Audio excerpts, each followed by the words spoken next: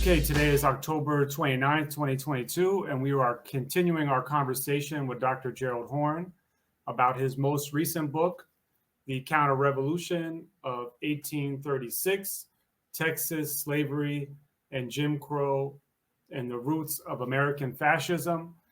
Dr. Horne, welcome back to the show. Thank you for inviting me. So let's just jump in and pick up from the discussion where we left off last time. Last time we were discussing Texians, which was how Texans were often referred to back then, or referred to themselves. And we hear names of Texas cities and universities of the so-called Texas heroes like Stephen F. Austin, Sam Houston, John Baylor, R.E.B. Baylor. Who were they? Well, the latter Baylor, his name is affixed to Baylor University in Waco, Texas, a university that has religious roots, Baptist, if I'm not mistaken. Recall that the late special prosecutor Kenneth Starr, who sought to impeach Bill Clinton, was once the leader of Baylor University before he was run out because of a scandal involving his lethargy in going after male athletes who were sexually molesting Euro-American women for the most part, although perhaps not exclusively. And Mr. Baylor was a slave owner, and the university admits that, although they haven't taken any steps to remove his name from a place of honor on their hallowed institution. What's interesting about the names that you mentioned, particularly Stephen F. Austin and Sam Houston, who affixed their names to these major now U.S. cities, is that they, of course, came from Dixie. They were born in the slave South, and their arrival in Texas is an emblem of the acceleration of enslavement of Africans arriving in Texas. You should know also that their names also suggest that the enterprise by which Texas was snatched from Mexico in a war of secession circa 1836 was principally a U.S. enterprise, although the settlers like Stephen F. Austin and Sam Houston affixed their names to this enterprise.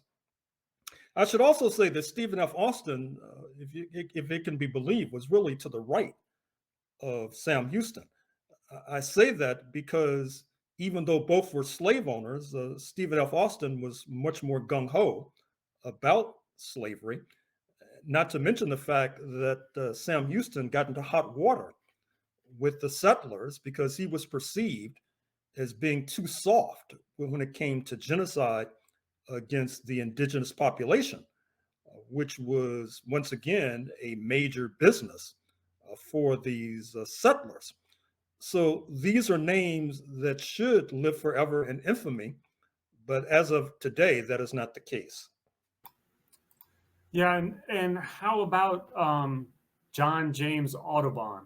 He makes a cameo in your book, and I think it's worth mentioning here. Who was John James Audubon? Because he's not this wonderful nature guy that we think of today. Well, it's interesting. That shows you how research works, because I knew about him, of course, but then as the footnote on page 86, 87 suggests, I stumbled across this article recently in the Washington Post talking about him.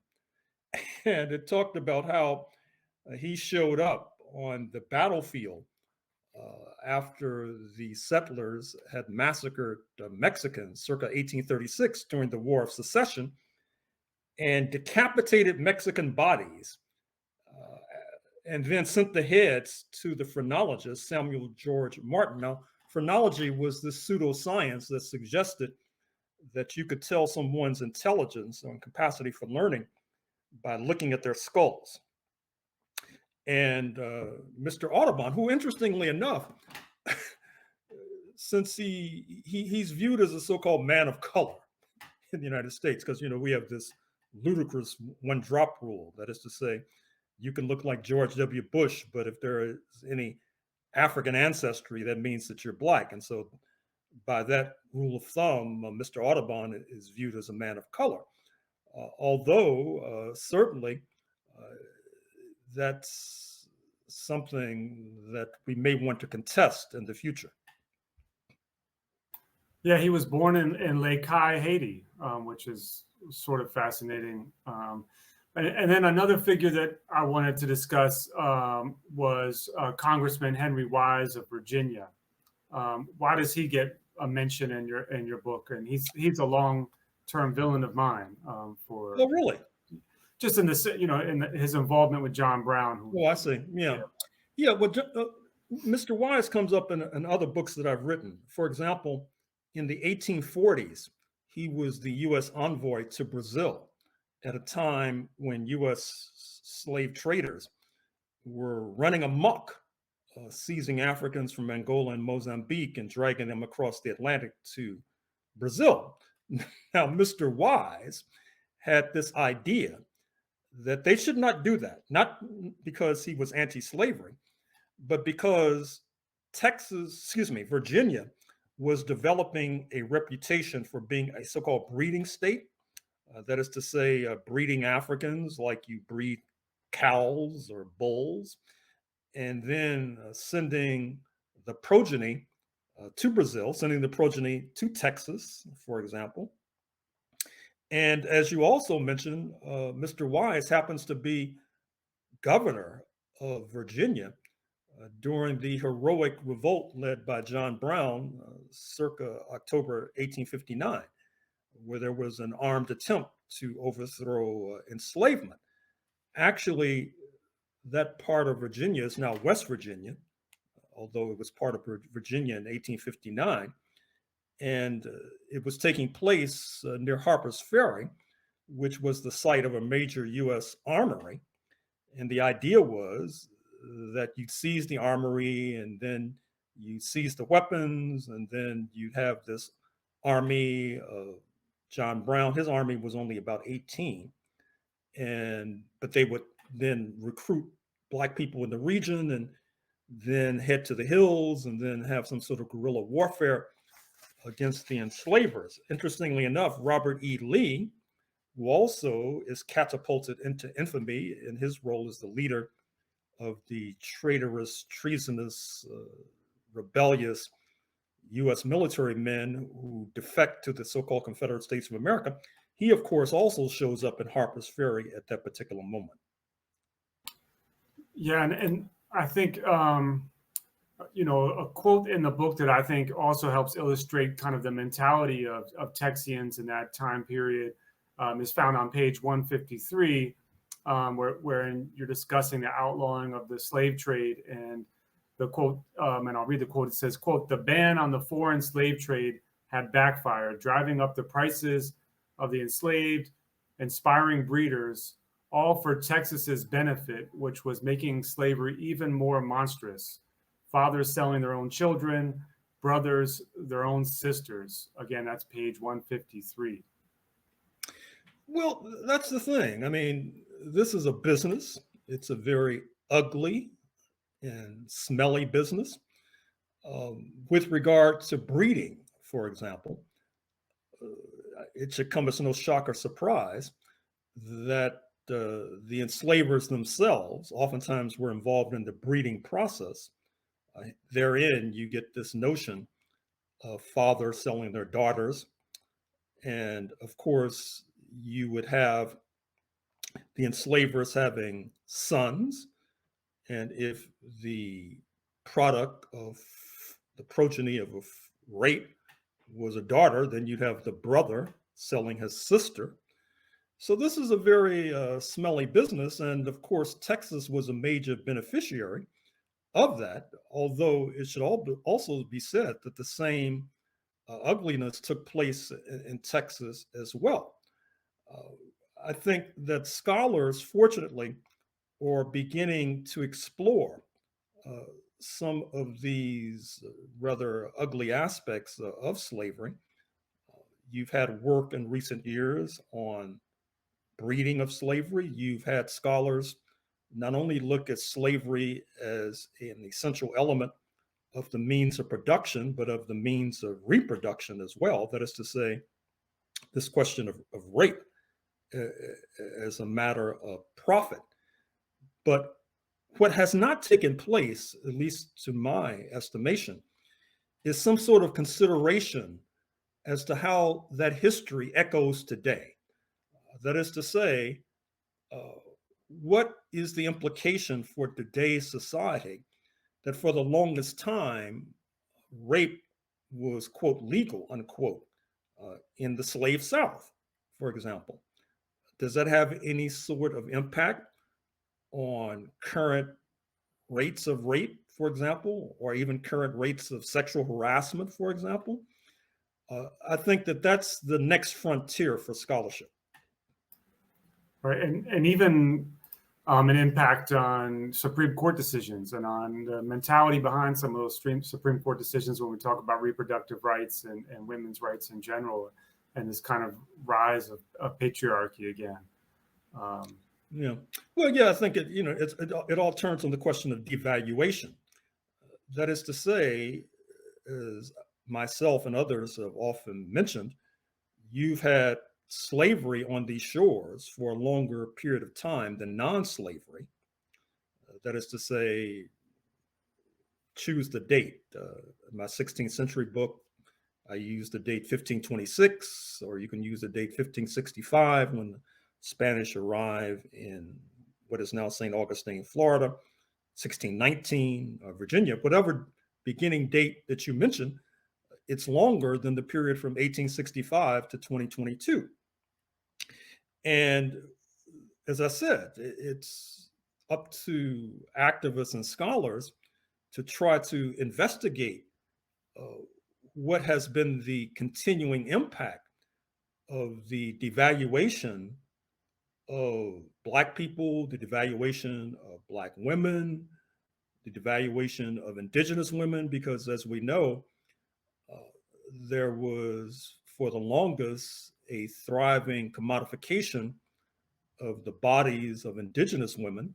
And in fact, as I talk about in my books on the 16th and 17th century, you also had the selling of Indigenous folk into slave markets all over the world, because at that particular moment, Turkey was a major slave trading country. But one of the differences between Turkey and the Western European nations is that the Turks were kind of equal opportunity enslavers. They enslaved Slavs, for example. They enslaved Russians, for example. They enslaved Africans, North Africans, going as far south as the Sudan, for example. And so you had these enterprising North American enslavers who would sell indigenous folk into the slave markets of Turkey, and then to be dispersed to the four winds. So once again, there is a lot of work to be done with regard to what led to the creation of what some euphemistically refer to as modernity. Mm. And so now that we have a sense of who a Texian was in that time frame, and the lead up to 1836, why did Texians want annexation? Well, it's two issues right here. Annexation, of course, comes when the United States annexes Texas. That's about 1845, and that's after Texas has seceded from Mexico in 1836. They seceded from Mexico on the grounds that Mexico was moving towards abolition of slavery under president of African descent, Vicente Guerrero, and the slave owners led by Stephen F. Austin were not having it. So they secede, but then they find that being an independent country, even if you're an independent slave trading country with your Lone Star flag being found off the coast of Angola, Brazil, Cuba, that it's not easy when you have independent Haiti pressing you in league, oftentimes with British abolitionists. And so they arranged to be annexed by the United States, joining the Union. But as you may know, there's talk now about Texas seceding. Once again, and actually, for those who are sticklers for the law, the legal process whereby Texas entered the Union was not congruent. It's not consistent with the U.S. Constitution. So, if you want to be a stickler for the law, you could say that Texas is an illegal state, and that therefore anything that happens here that's supposedly in league with U.S. law is null and void because Texas is null and void as a state. Now, I don't expect that argument to fly, but it gives you an idea of the questionable legal nature of Texas being annexed. And of course, after Texas is annexed in 1845, it immediately begins to push for war against Mexico for a number of reasons. Number one, Mexico had not resolved that Texas independence should carry on. And so the leaders of Texas felt that Mexico had to be delivered another staggering body blow. And so therefore you had the War of 1846 to 1848, whereby Texas and the United States seize a good deal of Mexican territory, including California. The latest news is that California now says it's not the fifth largest economy if it were independent on planet Earth. It now says it's the fourth largest economy. That's the news from last week, in fact. So that gives you an idea of the prize that was delivered by this war of aggression against Mexico. And it also gives you an idea of the really punishing body blow administered to Mexico as a result of this war of aggression. Yeah, my apologies. I misspoke. I was trying to ask, why did Texas want to be its own nation, and what the U.S. what was Washington, what was the U.S. government's response to that? Is there anything you want to add to that? Well, the idea of being your own nation is that you can basically be more profitable.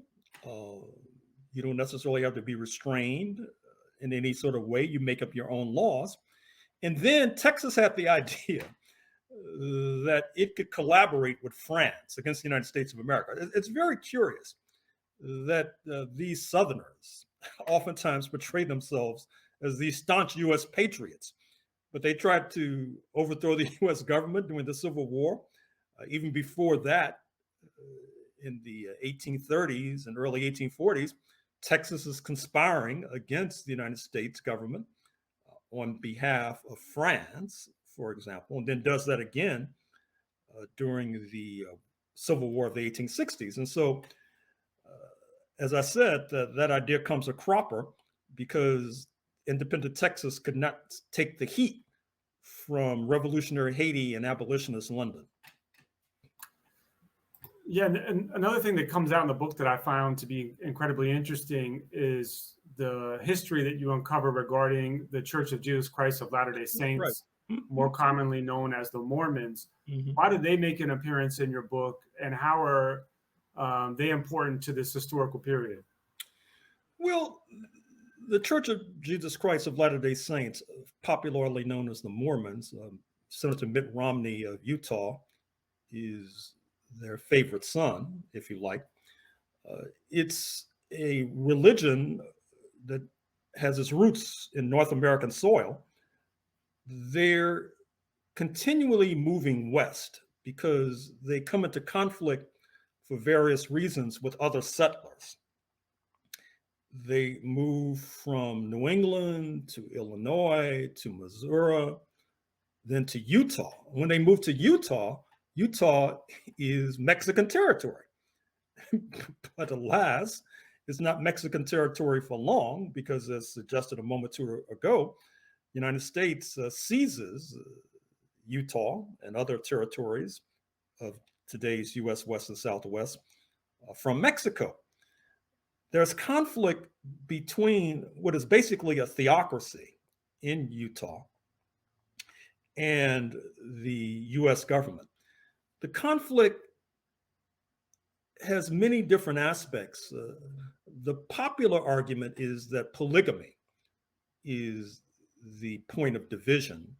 And certainly there was opposition in the United States to LDS, Latter-day Saints polygamy, but that was not the sole issue. Like independent Texas, the Mormons will oftentimes portray themselves as being these staunch U.S. patriots. And actually, if you look at their being overrepresented in the ranks of the CIA, for example, there's something to that because, as you know, the Church of Latter-day Saints, they engage in missionary enterprises. Mitt Romney, for example, speaks fluent French, although he had to play that down when he was running against Obama because France was not very popular at that time because they go all over the world. I remember when I was living in Zimbabwe, you'd see LDS missionaries showing up. They go door to door recruiting. And so in the 19th century, like the Texians, LDS was not above seeking to ally with the real or imagined foes of the United States government. And LDS oftentimes took positions, they took rather inconsistent positions, I should say, and sometimes erratic and incoherent positions with regard to enslavement of Africans, with regard to depredations against the indigenous. But the hardline Texans, from their point of view, their incoherence and their being erratic was being mushy liberals. And so they came into conflict with the Texians to a certain degree. They came into conflict with the US government. As you know, in the 1850s, there was a major war between the theocracy of Utah and the US government. And the US government, of course, then had to, in a sense, pull back because then they had to deal with the secession from the South circa 1861. So the whole history of LDS has really been a quite a fruitful vineyard for historians because number one, LDS keeps very good records. If you're interested in your own personal genealogy, for example, you could do worse than look in LDS records because they have religious reasons for why they try to keep records for humanity in general, not to mention members of the faith. And you may also recall how a few decades ago, LDS got into hot water, at least I should say, Brigham Young University, the pride and joy of Utah. Brigham Young, of course, being a founding father of the faith, was being protested because at that particular time, there was question as to whether or not Black people could be equal members of the faith.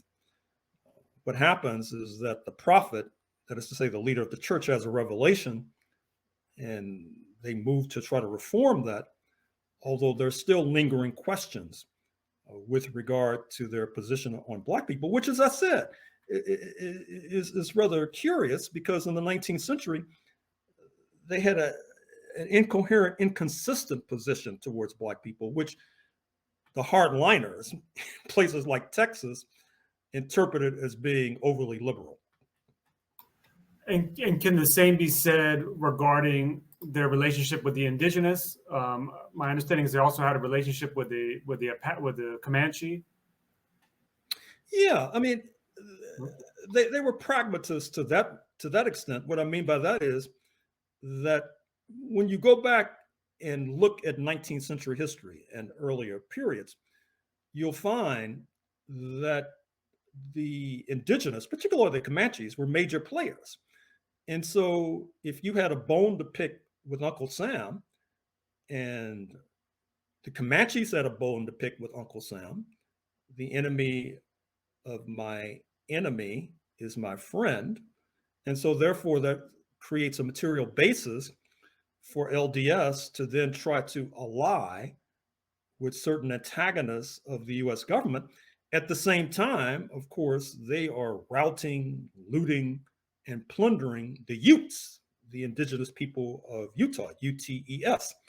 So as I said, it's incoherent from our point of view, but from the point of view of those on the ground in the 19th century, it made eminent good sense.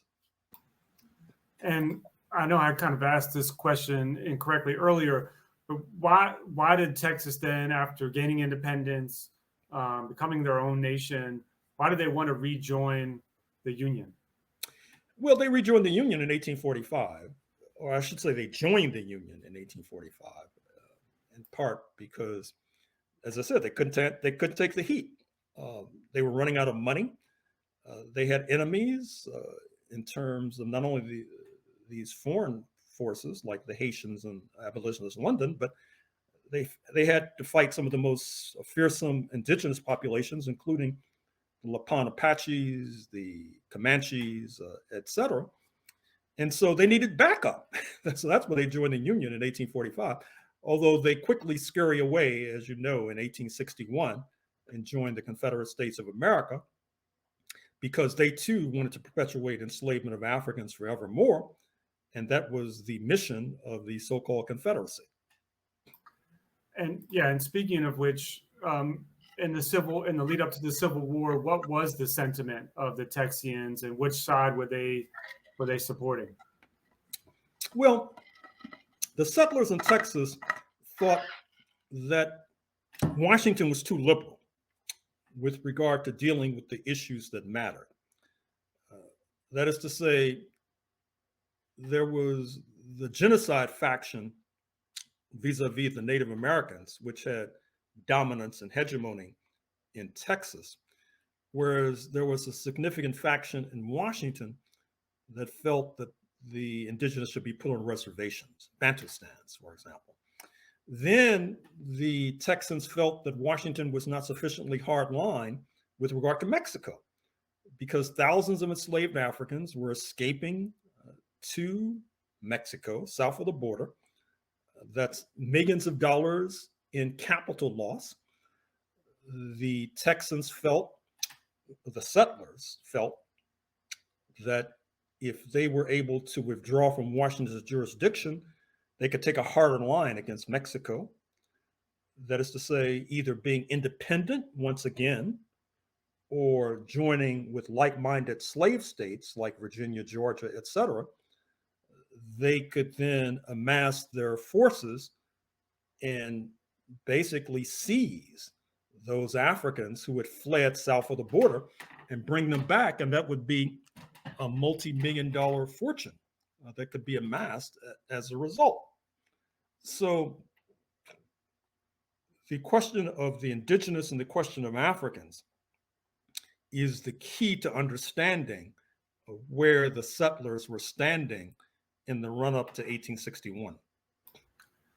And another thing I think you mentioned a bit in the first interview was the population of enslaved Africans in Texas, and how it changed or increased really throughout the 18th century. Can you talk about that in this context and that impact on the Civil War? Well, what's interesting is that one of the reasons that Mexico moved to abolish slavery almost 200 years ago was because enslavement of Africans was withering on the vine. However, at the same time, you had the Mexican government, which, to our dismay, did not necessarily take a progressive position with regard to an indigenous population. In fact, I'm afraid that you witnessed that with regard to Nuri Martinez, the disgraced former president of the LA City Council. Much was made, understandably, of her anti-Black remarks, but of course she insulted the indigenous of Mexico, speaking of the Oaxacas, of which there is considerable population in Southern California. And I'm afraid to say that that's emblematic of certain attitudes that have been historic in Mexico City. So what's happening is that the enslaved population in Mexico is declining. The enslaved population of Texas in the 19th century is rising. And that creates, it's like a cold front and a warm front encountering each other over the plains of Nebraska that sometimes can lead to a tornado. And certainly the contrast and conflict between these two trends led to bloody conflict between Texas and Mexico in the run-up to the U.S. Civil War, because Texas was quickly becoming one of the more prominent states of enslavement. Not only was cotton grown in Texas, but also sugar. One of the more populous suburbs in the Houston metropolitan area is called Sugarland.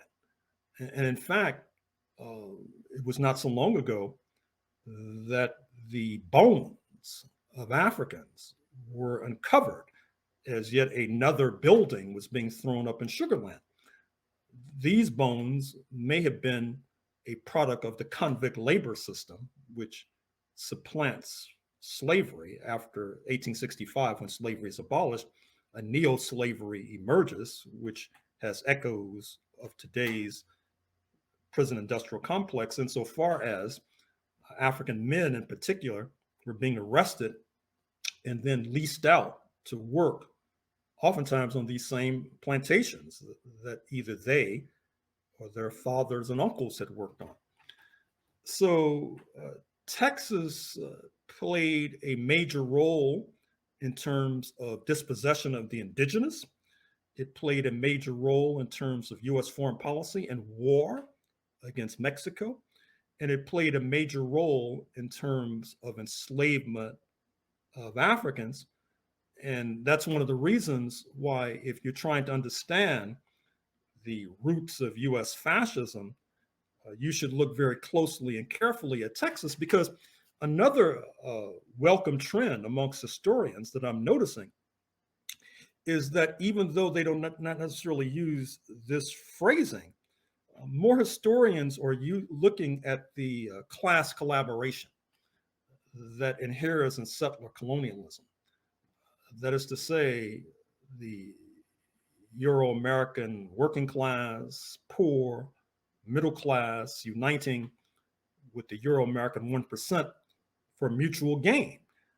In fact, I'm reading a book now that talks about Alabama and how the federal government had worked out a deal with the people we call the Creeks, whereby they were going to try to break up land holding in common and then make sure that individual creeks could then buy parcels of land.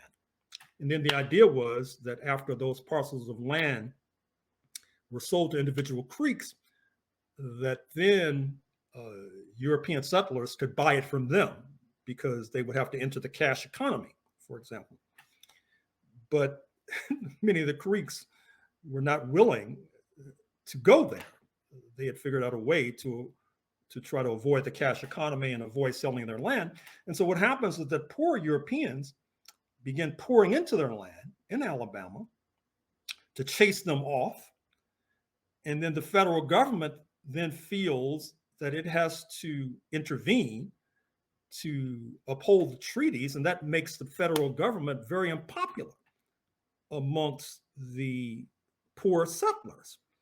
And so you can't talk about dispossession of the indigenous population without talking about class collaboration.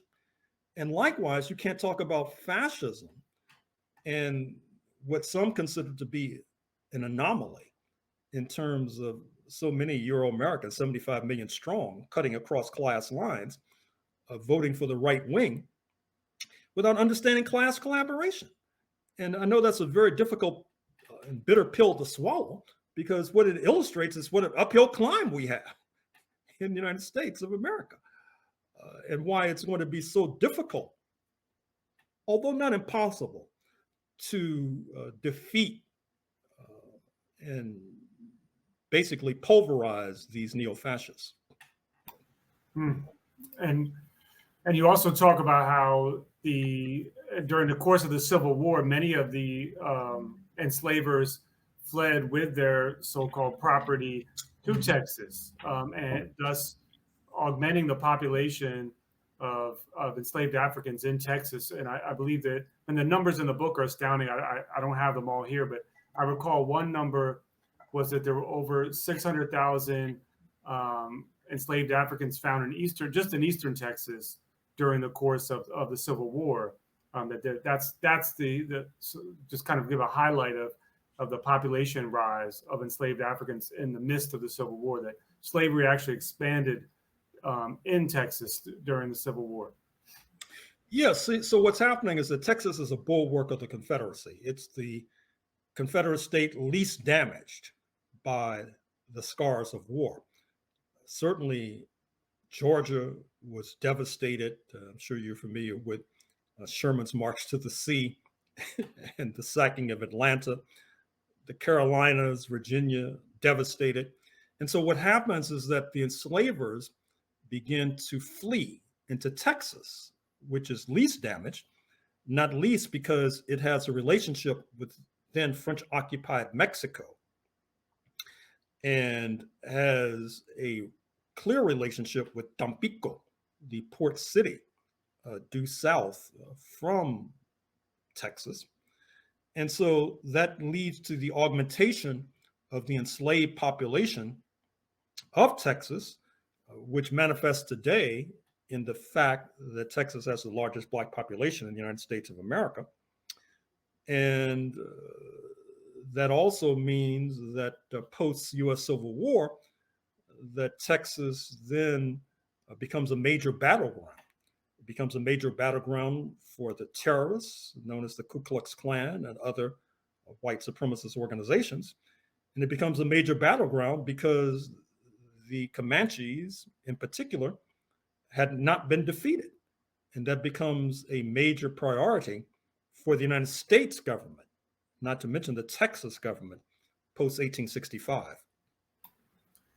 Yeah, and even though that we're focusing on Texas, I don't want to let Lincoln off the hook. And you mentioned Lincoln in the book, and the mythology around Lincoln is as sacred in the U.S. as the Constitution. In your book, you point out that during the early stages of the Civil War, Lincoln's first order of business was to find a Liberia in Central America. Can you say more about that? Well, Lincoln was negotiating with so many different countries to send these Negroes away. I mean, but it wasn't just Lincoln. It was a very important plank in the platform of the U.S. ruling class in general at that time, that you should have emancipation followed by colonization. That is to say, free the enslaved and then send them packing. In my book on Brazil, I talk about the extensive negotiations with the Brazilians to send the U.S. Negroes there, but the Brazilians finally said, we have enough Black people, thank you very much. In passing, I talk about the plans to send the U.S. Negroes to Ecuador, and the Ecuadorians refuse for reasons similar to the Brazilians. It's a recent book by Sebastian Page, who I interviewed on KPFK some months ago. And he expands the story by talking about trying to deport the U.S. Negroes to Central America, to Australia, to Cyprus. The U.S. Negroes barely avoid being deported en masse to Hispaniola, to Dominican Republic, for example, which I talk about in my Haiti book in terms of the Dominicans having conflicts with the Haitians, and they're trying to cozy up to Uncle Sam, and so therefore they were just about willing to take the U.S. Negroes off the hands of Uncle Sam, but the vote in Congress barely fails in terms of sending our ancestors to that Caribbean nation. And so Lincoln was part of this process, but once again, he was not alone. And of course, the opinion of Lincoln amongst Black Americans has evolved. As we say, at one time, he was viewed as some sort of hero for freeing the enslaved. But I think that the current viewpoint is probably best captured by the book by the late historian Lerone Bennett, formerly editor at Ebony Jet magazine, now defunct, or defunct as a print publication, Forced into Glory, where he goes into some detail about Lincoln. And this book came out maybe a decade or so ago, and it was attacked mercilessly by the historical establishment. Although I'm not sure if that would happen today. Although, who knows? The country's so right wing, maybe I should retract that statement. And then one of the things you talk about on page 316 is that during this time period, there was an intentional weaponizing of smallpox against the indigenous. I don't know if you have a comment on that or additional thing to add to that, but to encompass this in a broader question, what side did the indigenous communities take during the Civil War, recognizing that it might not have been a monolithic position? Mm-hmm. Well, with regard to biological warfare against the indigenous, I'm afraid to say that the Texans did not necessarily mastermind that gruesome tactic. There was evidence for that going back to the British colonial period, and Lord Amherst, for whom Amherst, Massachusetts, now a liberal beacon in the United States, is named. He was accused credibly of such, and biological warfare was just one of the many ghastly, ghoulish tactics used to deprive the indigenous of their land. With regard to Native Americans, as your question suggests, there's split opinion. Certainly, due north of Texas and Oklahoma, you had significant pro-Confederate sentiment. Many of the Cherokee and Chickasaw and Choctaw, who had been forced by the US government to move to this Bantustan Indian territory in the 1830s, found it difficult to accept Washington, this serial violator of treaties, as an ally. And they thought that they could get a better deal from the Confederates. And in fact, of course, some of the leaders were enslavers. That's how they tried to assimilate, by becoming more like the European settlers. And in fact, the last Confederate general to surrender in June 1865 was a man of Cherokee ancestry, Stand Watie, W-A-T-I-E. But of course, we're talking about hundreds of indigenous nations, and it would be a gross error and simplification to ascribe Confederate sentiments to all of these nations. And in any case, it's understandable, as my previous comment suggested, why some of them found it difficult to see Washington as the good guys during this war, since it was the US government that oftentimes were complicit, minimally, in their dispossession. Yeah, and you document how the Indian territory, now known as Oklahoma, suffered more than any other area during the Civil War. And why was this? Well, first of all, it was significant contestation. If I'm not mistaken, so-called Indian Territory was one of the few patches of land ostensibly controlled by Washington that was taken by the Confederates, for example. You know that in Gettysburg, for example, Pennsylvania, the Confederates were defeated early on when they sought to seize that particular patch of territory.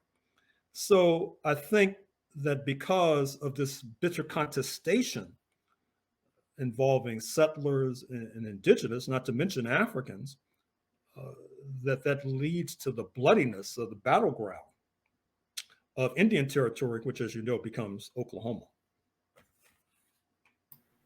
And then fast forwarding to the end of the Civil War, what was life like for the quote freedmen, the emancipated enslaved Africans, and the indigenous communities in Texas after the Civil War during Reconstruction?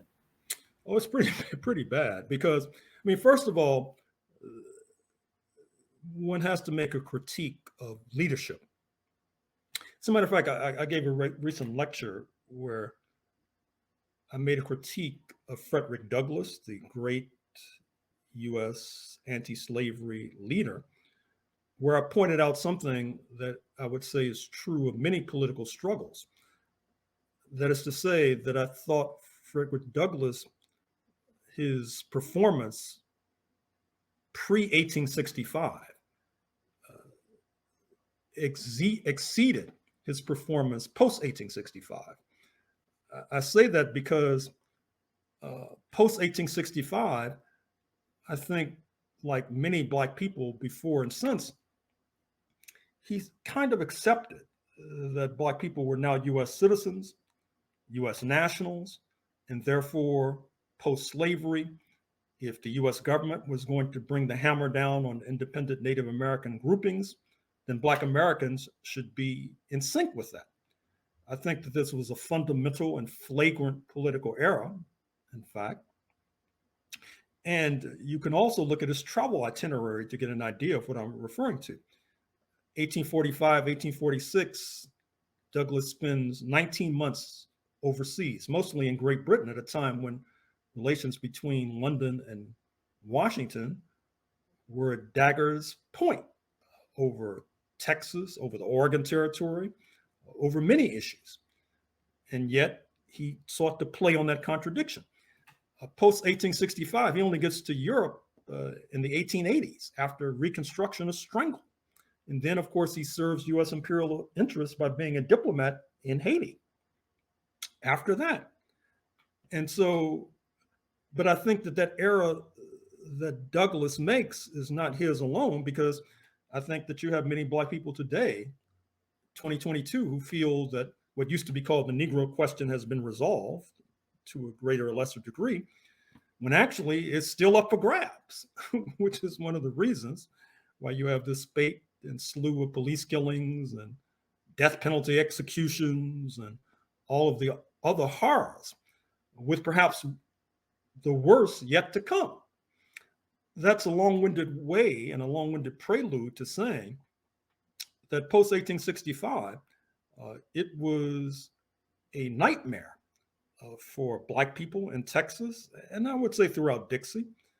Certainly a nightmare for the indigenous population, because the US government saw as a strategic priority post-1865 to sweep away the Native American nations. And that involved, I'm afraid to say, Buffalo soldiers. So you had the spectacle of Black people in East Texas being routed and plundered by the Klan, and Black soldiers, the Buffalo soldiers in West Texas, routing and plundering Native Americans. And when such a flagrant error is perpetrated, I think one has to look for accountability to the leaders and organizations and intellectuals like Frederick Douglass. And what was the position of Euro-American women in Texas during Reconstruction? Well, it's interesting. I was just in my media grazing, which I do every morning, I ran across an article in the Boston Globe by Renee Graham, where she says something like, "Don't look to Euro-American women to save us from fascism." Because if you look at the vote with regard to 2020, look at the vote for Trump over Hillary Clinton in 2016, you'll see that Euro-American women across class lines, in the majority, tend to support the right wing, or just shy of a majority, say 47% in some instances. And I would say the percentages were even higher during the 19th century in terms of political support. And this is something, once again, that I think journalists and scholars are beginning to examine, which I think is worthwhile, because we need an analysis of this particular phenomenon. I was listening, I happened to tune in some months ago to a leading feminist scholar talking about why it was that Wyoming gave the right to vote to Euro-American women well before the amendment to the Constitution about a century ago. And she says she couldn't figure it out. Well, my supposition is, and I'm no student of Wyoming history, was that this was part of this process of class collaboration. That is to say, I think I used this phrase in my book on 1776. It's like combat pay. That is to say that you have to provide emoluments to the settlers to get them to enlist in this bloody process. The emoluments can include certain rights that they may not enjoy in Europe. And I would say that these emoluments also apply to the women of the Euro-American grouping as well. Yeah, and I guess one of my last questions, or second to last question, is how does this history of Texas forecast what lies ahead? Because one thing that's clear in the book is that post-Civil War, even in just the 1870s alone, that violence was sort of on the high. Violence against indigenous, violence against Africans, and violence against Mexicans as well. What is all this history forecast for the future in terms of Texas and the country as a whole? Well, it doesn't bode well, I'm afraid to say. Texas provided probably the most significant number of insurrectionists on January 6, 2021. There's a close race between Texas and Florida, even though Texas had to travel further to get to Washington on that day than, say, people in South Carolina, for example, which you would expect to be the leader there. The class collaboration is part of the key, it seems to me, to unraveling the complex history of this country, and also to explicating why it is we may be staring down the barrel of fascism, or why it is that 75 million people voted for Donald J. Trump, or why it is that so many are willing to argue and to fight for the idea that there should no longer be fair elections, free and fair elections in this country, or other such monstrosities that are now becoming common. And I think that what we need is some sort of clear-eyed view of the politics of today, and not some sort of oversimplification of the class question. That is to say, to look at the class question outside of the context of settler colonialism will lead you astray, because settler colonialism was built on class collaboration. I have yet to find a settler who crossed the Atlantic and then, upon landing on these shores, decided to fight instantaneously and immediately on behalf of indigenous rights, for example. That was not the norm. It was the exception to the norm.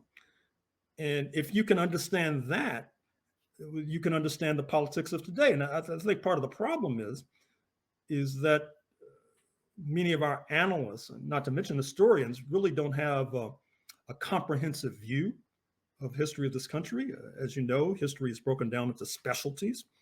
So you have people who just study the 1930s, and they think that what was in the 1930s can be applied backwards to, say, the 1830s, which is quite ridiculous. In a number of articles, most recently in The Nation, I used the case of the jury in the Rodney King case. Recall that he was a black motorist about 30 years ago, captured on tape being pummeled and beaten to a pulp by LAPD, Los Angeles Police Department, and California Highway Patrol. The case goes to trial. His defense lawyers break up the tape into segments and tell the credulous jury, you don't see an offense here, do you? No. You don't see an offense here? No. And that's how history works. And in other words, instead of looking at a comprehensive view of settler colonialism from its origins to the present in order to glean trends, it's broken up. And so someone parachutes into the 1930s and then makes arguments based upon that utterly unique historical period, which is not necessarily applicable across the board.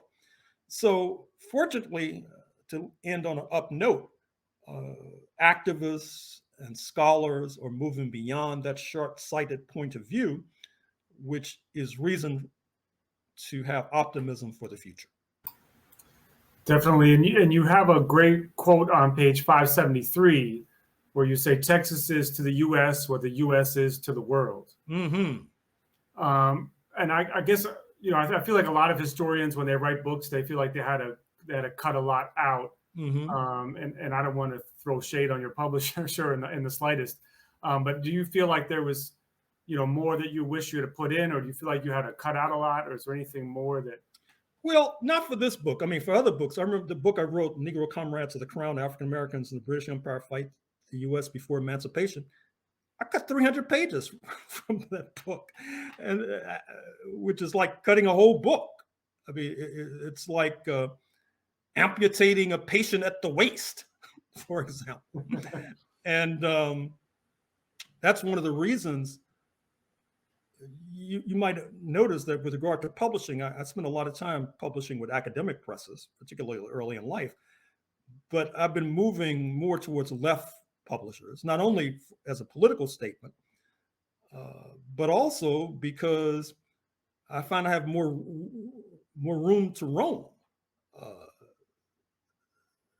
It's these academic publishers that try to get you to cut 600 pages from a book and then don't even give you any guidance. It would be one thing if they said 600 pages and they say, cut here, cut here, cut here. They'd say, cut 600 pages and then come back to me. I mean, it's ludicrous. So no, I don't have any complaints about the current publisher. Okay, great. Well, those are all the questions I had for you for today regarding your wonderful book, and I'll again show it to the audience. It's a much needed book for everyone. It's a must purchase. Is there anything else you wanted to say before we close?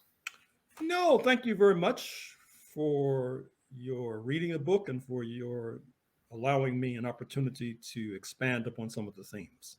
Oh, no, the honor and thanks and gratitude is on our side. So thank you very much, and look forward to having you back soon. Ditto.